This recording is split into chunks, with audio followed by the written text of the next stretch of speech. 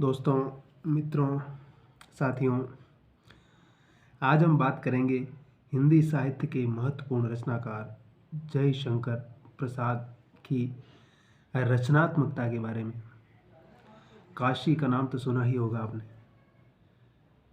इसको मुक्ति का धाम और विदेशी सैलानियों का स्थान, और अभी सरकार कुछ नया नया कॉरिडोर बना रही है विश्वनाथ जी की भूमि। तमाम तरह की धार्मिक आस्थाएं, विश्वास, परंपराएं, हिंदू धर्म के बहुत सारे सांस्कृतिक पक्ष वहाँ इतिहास और परंपरा के माध्यम से घटित होते रहे। जयशंकर प्रसाद का जन्म वहीं हुआ था 1889 में, और 1937 में उनकी मृत्यु हो जाती है। बहुत लंबा जीवन उन्हें नहीं मिला, लेकिन प्रसाद ने अपने छोटे से जीवन में जो अद्वितीय और महत्वपूर्ण काम किया है वो सच में अनोखा है। और छायावाद काल के जो कलाकार है या रचनाकार है, प्रसाद, पंत, महादेवी, जैस, निराला, चारों ने मिलकर के जो लिखा है सच में वो अनोखा है। और छायावाद काल की कविता को, रचनात्मकता को उस दौर के आलोचक समझ भी नहीं पाए थे, क्योंकि उस समय आलोचना का लगभग प्रादुर्भाव ही हो रहा था। और प्रसाद तो बहुमुखी प्रतिभा के धनी, कविता, कहानी, नाटक, उपन्यास, गद्य, हर तरह की विधा में उन्होंने लिखा और काफ़ी पारंगत लिखा। देखिए, एक रचनाकार कैसे इन्फ्लुएंस करता है अपनी सोसाइटी, अपने समाज को कैसे परिवर्तन के लिए वो अपना अपना पूरा जीवन अर्पित करता है, सच में समर्पित करता है। और ऐसे रचनाकार वाकई नोबेल के हकदार ये लोग हैं, चाहे प्रेमचंद हो, चाहे प्रसाद हो, चाहे निराला हो, जिन्होंने जीवन जिया और जीवन जीते हुए उस चीज़ को अपनी रचनात्मकता में प्रदर्शित किया। अच्छे खासे परिवार से थे, सक्षम परिवार से थे, पढ़ने लिखने का शुरू से ही अच्छा मौका मिला। खड़ी बोली, ब्रज सब में लिखा, मानवीय करुणा से भरे पड़े रचनाकार होने के नाते भी इनकी रचनात्मकता अविरल भाव से निरंतर बहती रही।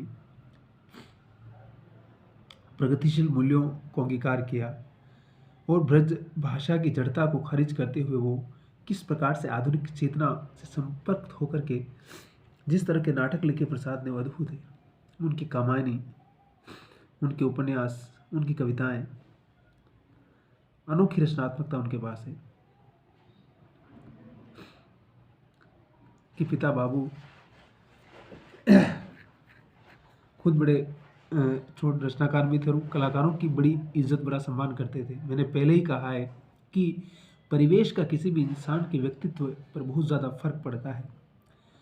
और उस परिवेश से जो कुछ सीखता है, जो कुछ अर्जित करता है, उसकी ज़िंदगी में कहीं की फ्लैशबैक के रूप में हर जगह वो नज़र आता है, हर जगह उसका प्रभाव आप देख सकते हैं। तो प्रसाद के साथ भी कुछ ऐसा ही था। काशी में बड़ा सम्मान था और कहा जाता है कि काशी नरेश के बाद अगर कोई हर हर महादेव कहता था तो उनके पिताजी के लिए ही कहा जाता था। इतनी बड़ी ख्याति थी। और ख्याति और सम्मान और रिस्पेक्ट किस तरह से आदमी को एक अलग ही सामाजिक और सांस्कृतिक प्रतिष्ठा प्रदान करता है, एक अलग ही तरह का आत्मसम्मान प्रदान करता है, और आत्मसम्मान हमेशा उसको एक डिग्निटी और आगे बढ़ने का मौका भी देता है। तो प्रसाद जी की शिक्षा काशी में किंग्स कॉलेज में हुई थी। बहुत कम समय के लिए पढ़ पाए थे। 6ठे दर्जे से शिक्षा आरंभ हुई और 7वें दर्जे तक वहाँ पढ़े, और उसके बाद घर की कुछ जिम्मेदारियाँ उनके ऊपर आ जाती। संस्कृत भी उन्होंने काफ़ी पढ़ा और अब आसपास के माहौल से लगातार सीखते रहे, क्योंकि उस ज़माने में तो इस प्रकार की चीज़ें नहीं थी ना। तो कवि रचनाकार लोग उनके घर आ रहे हैं तो वहाँ से सीख रहे, सुन रहे, तो उससे एक बच्चे का मन पर क्या प्रभाव पड़ता है, वो सारा का सारा प्रभाव उनकी रचनात्मकता पर नज़र आता है।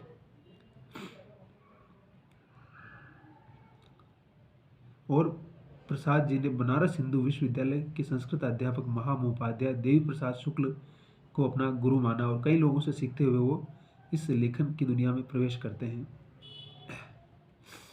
1909 में उनका विवाह हो जाता है विंध्यवासिनी देवी के साथ, और पत्नी को भी क्षय रोग था, और 1916 में उनकी मृत्यु हो जाती। देखिए क्या दुखद जीवन है। सरदार पटेल जी के साथ भी होता, उनकी पत्नी की मृत्यु बहुत पहले हो जाती है। लेकिन प्रेमचंद के साथ ऐसा नहीं होता। प्रेमचंद की पत्नी उनकी बहुत सेवा करती है। और देखिए उसमें क्षय को बोलते हैं, यक्ष्मा इसको बोला जाता है। उस बीमारी का कोई इलाज उस जमाने में नहीं हुआ करता था, तो उनकी पत्नी से कहा जाता है वो बीमारी उनके अंदर, वो कीटाणु उनके अंदर आ जाते हैं। लेकिन फिर क्या होता है, 1917 में फिर वो दूसरा विवाह भी करते हैं। सरस्वती देवी के साथ उनका दूसरा विवाह होता है।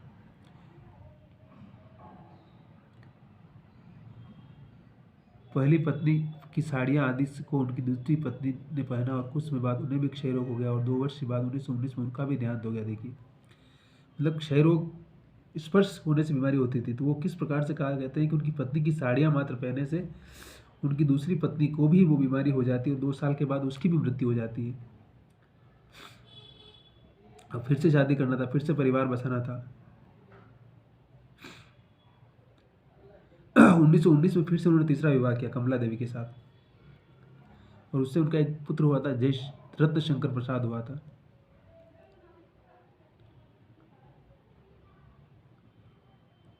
और प्रसाद जी को खुद जीवन के अंत में क्षय रोग हो जाता है और काफ़ी उनका इलाज चला, आयुर्वेदिक चला, लोकल चला, लेकिन फिर भी वो बहुत ही कम उम्र में जीते। मात्र 47 वर्ष की उम्र में उनकी भी मृत्यु हो जाती है।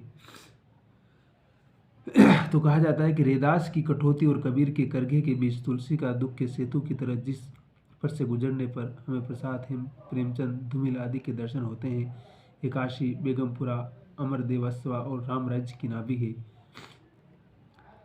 फिर ब्रज भाषा में कविताएं लिखते हैं। उनकी कविता के बारे में आलोचक सत्यप्रकाश मिश्र क्या कहते हैं, देखिए कि प्रेम पथि का महत्व प्रसाद की व्यापक और उदार दृष्टि, सर्वभूत हित कामना, समता की इच्छा, प्रतिपद कल्याण करने का संकल्प, प्रकृति की गोद में सुख का स्वप्न आदि के बीज भाव के कारण तो है ही। प्रसाद ने प्रेम के अनुभूति परक अनेक रूपों का जो वर्णन किया है उसके कारण भी है। प्रेम की दुनिया में कैसे प्रवेश करते हैं, उन सारी चीज़ों को कैसे लेके आते हैं, वो सारी चीज़ें उनके यहाँ नजर आती है। फिर महाराणा का महत्व लिखा उन्होंने, अमर सिंह पर कविता लिखी। पूरी भारतीय परंपरा को समझी को फिर से रिकॉल करने की कोशिश करने वाला रचनाकार भी है प्रसाद। तो सारी चीज़ें उनके यहाँ, चित्राधार है, कानन कुसुम है ना। उसके बाद क्या बोलता है कि प्रसाद जी की खड़ी बोली की स्फुट कविताओं का प्रथम संग्रह कानन कुसुम है। इसमें 1909 से लेकर के 17 तक की कविताएं संग्रहित है। फिर रमेश चंद्र शाह उनके बारे में क्या कहते हैं कि जिस विषय वस्तु पर कविता की है, जो इस कवि के साथ एक स्थायी भाव शरीर का महत्व रखती जान पड़ती है, अर्थात मानवीय प्रेम भावना का दर्शन, एक अत्यंत उत्कट व्यक्तिक प्रेमाशक्ति का धीरे धीरे एक आदर्श विश्वव्यापी प्रेमानुभूति में रूपांतरण था। मतलब मानवीय करुणा का जो एक स्तर होता है, उसकी जो एक विस्तार होता है, वो प्रसाद में बहुत गहरे से नजर आता है। और प्रसाद उस कहते हैं आत्म का विस्तार में बहुत दूर तक चले जाते हैं और मानवीय करुणा की भूमि पर अपने आप को उस कामायनी के साथ अंतिम में जिस प्रकार से गोदान में प्रेमचंद अपने आप को स्थापित करते हैं, वैसे ही कामायनी के साथ ये अपने आप को स्थापित कर देते हैं। उसके बाद उन्होंने व्यापक कहानियाँ लिखी। देखिए कहानियाँ भी बहुत लिखी उन्होंने। कहानी के बारे में क्या कहते हैं कि साहित्य की प्राय सभी विधाओं में समान प्रतिभा तथा क्षमता के साथ अधिकार रखने वाले प्रसाद जी ने सर्वाधिक प्रयोगात्मक कहानी के क्षेत्र में प्रदर्शित की है। मुख्य रूप से उनके शिल्प प्रयोग विलक्षण है, तो बड़े बड़े प्रयोग करते रहे, लिखते रहे। फिर उनके उपन्यास से जो 3 बहुत प्रसिद्ध उपन्यास है, कंकाल, तितली और इरावती। 1930 के अंक में हंस में क्या लिखते हैं प्रेमचंद, ये प्रसाद जी का पहला ही उपन्यास है, पर आज हिंदी में बहुत कम ऐसे उपन्यास है जो इसके सामने रखे जा सके। मधुरेश क्या लिखते हैं इनके बारे में कि जयशंकर प्रसाद उस समय समाज का वास्तविक चित्र देते हैं, सारी नग्नता और विद्रूपता के साथ, जहाँ धर्म के नाम पर मनुष्य की इन वृत्तियों का ये उपन्यास है। कौन सा उपन्यास है? कंकाल में लिखते हैं धर्म के नाम पर क्या क्या होता है उसके बारे में लिखे हैं। नंगा नाच होता है, समाज और संप्रदाय कोई भी हो, स्त्री की नीति सब कहीं हाशिए भरी है और कुलीनता तथा पुरुष के वर्चस्ववादी अहंकार का शिकार उसी को होना है। लेकिन प्रसाद जी का मनुष्य की संभावनाओं के प्रति कहीं भी उदासीन नहीं है। देखिए जो हमारी पूरी परंपरा है, उस परंपरा में क्या है, परंपरा में ही कि स्त्री के लिए कहीं स्पेस नहीं है। चाहे हम महादेवी वर्मा की जो श्रृंखला की कड़िया किताब की भी बात मैं कर रहा था, तो उसमें भी यही है कि किस तरह से स्त्री के लिए इस पितृसत्ता और इस वर्चस्व के इस पूरे कुलीन सामंती और अभिजात क्षेत्र में वो एक एक दोयम दर्जे की हमेशा रहती है।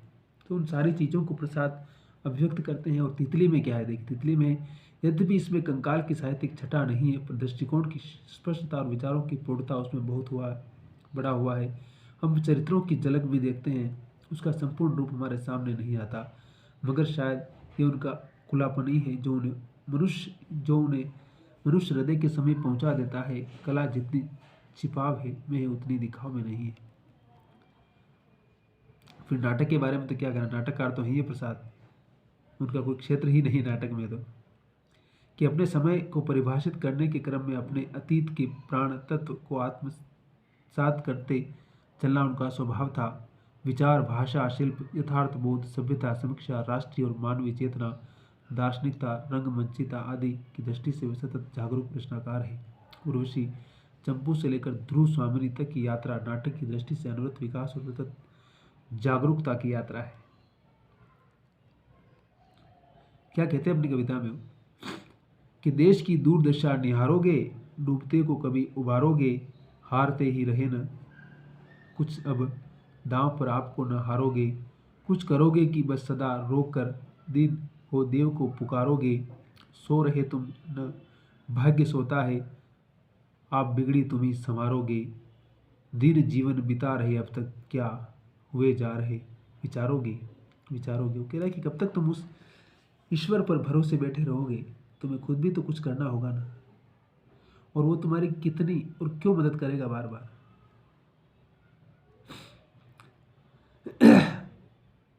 तो प्रसाद ने क्या नहीं लिखा है, उनके नाटक देखिए, नाटकों के नाम बता देता हूँ। उर्वशी चंपू के नाम से था, 1919 में आया था। सज्जन 1910 में, कल्याणी परिणय 1912 में, जो बाद में किसी और नाम से छपा था। नागरिक प्रजाणी प्रकाशित 1931 में, इसे कुछ संशोधनों के साथ चंद्रगुप्त नाटक में समायोजित कर लिया था कल्याणी को।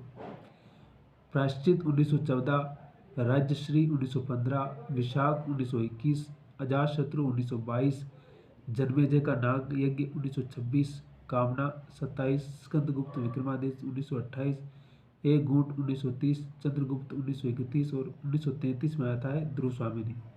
अग्निमित्र इनका पूर्ण है।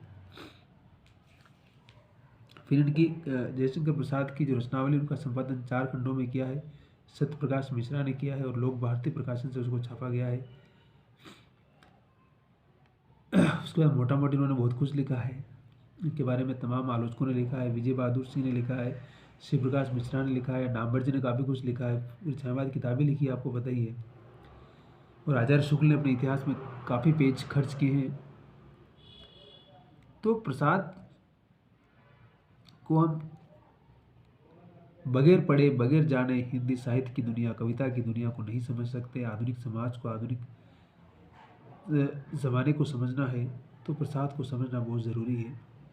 इनके कहानी संग्रह में उपन्यास कौन कौन से हैं? छाया है, प्रतिध्वनि है, आकाशदीप, आंधी और इंद्रजाल, ये सारे कहानी संग्रह है।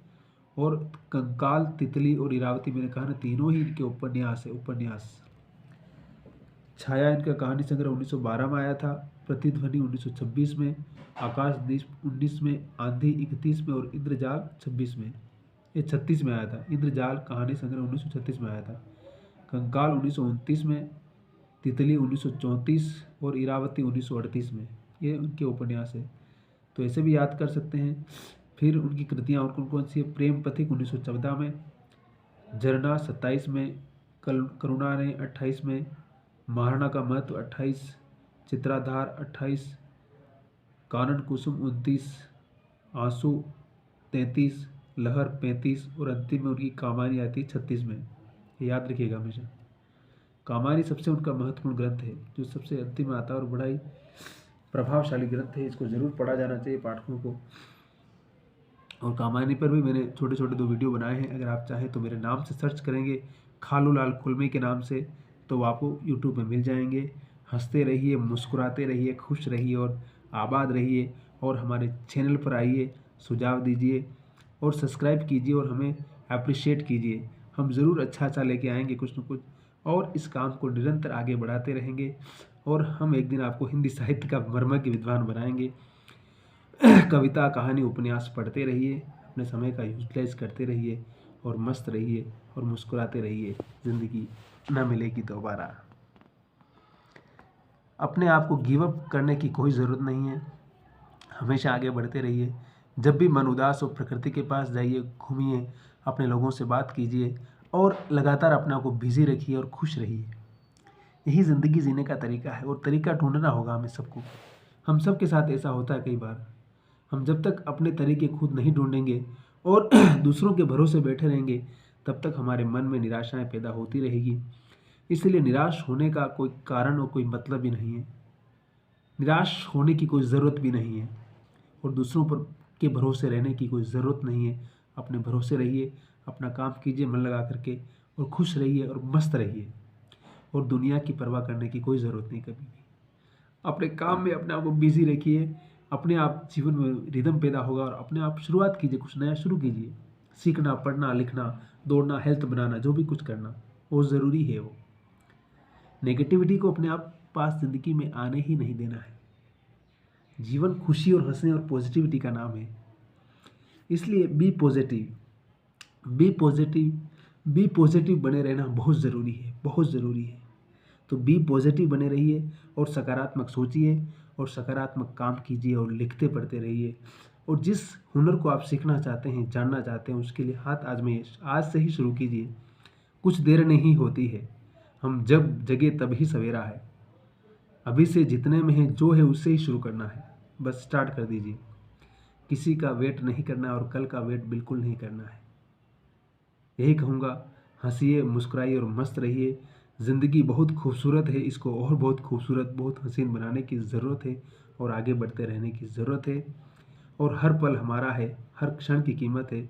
अगर आज हम कुछ इन्वेस्टमेंट करेंगे तो उसका रिजल्ट 10 साल के बाद ज़रूर आएगा। इसलिए अपने समय का इन्वेस्टमेंट करना बहुत ज़रूरी है, इसको बर्बाद नहीं करना है। कुछ न कुछ सीखते रहना है और आगे बढ़ते रहना है। Okay, good luck, take care.